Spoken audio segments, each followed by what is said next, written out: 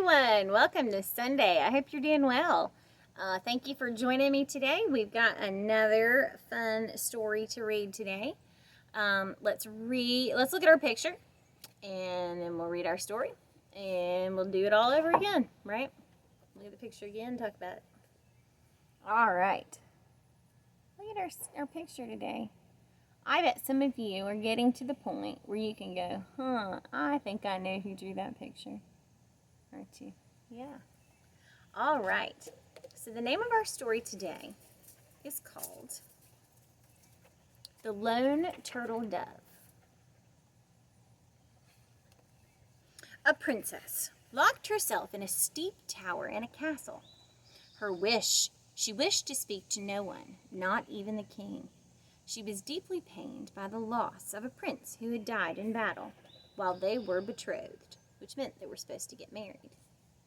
The king and the servants tried to comfort her, but could not get her to come out of her misery. Soon the king became very angry and upset with her. He didn't understand why she was still so sad. He pleaded with her to come out, and he and his servants tried everything, but all of their trying only made her feel worse. She was alone, and that was the way she wanted it. Her only companion during this time was a bird. A turtle dove would come and visit her each morning, landing on the windowsill of the tower. The bird would visit each day and sing a soft, cooing call. It was a sad sound. It reminded the princess of the sound of her own crying call for her lost husband. "Are you mourning the loss of another bird, dear turtle dove?" she asked. "You're alone, aren't you? I know your pain." The turtle dove returned to be with her each day. Its mere presence warmed the heart of the princess, and the princess would cry and the turtle dove would coo. Sometimes the princess would feed the bird, but very rarely did it eat. This went on for a long time until the bird arrived one day and started to eat the food that the princess had given it. It ate more and more each day and soon was singing to the princess with a comforting song.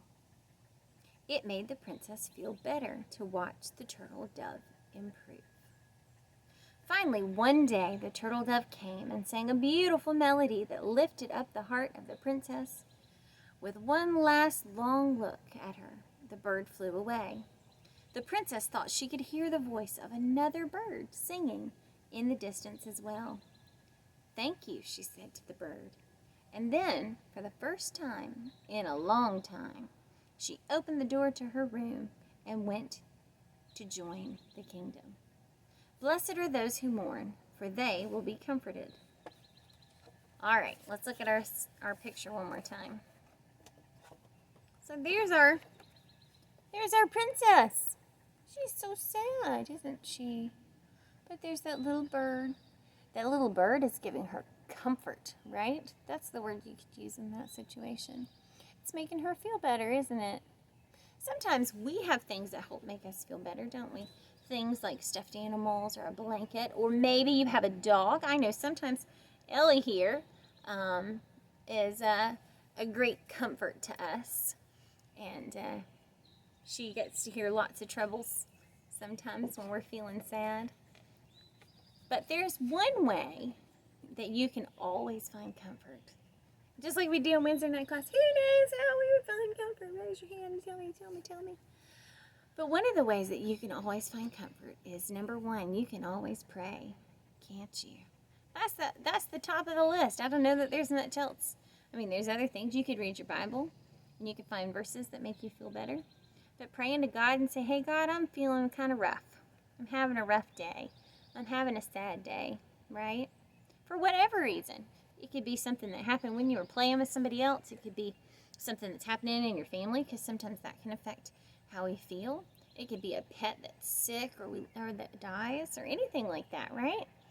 And you always know that you have all those lovely things that make you feel comfortable and make you feel better, like your stuffed animal and your blanket. But the number one thing that you need to think of is that you can always pray and say, "Hey, God, can you help me feel better? I'm super sad." And sometimes it's okay to be sad.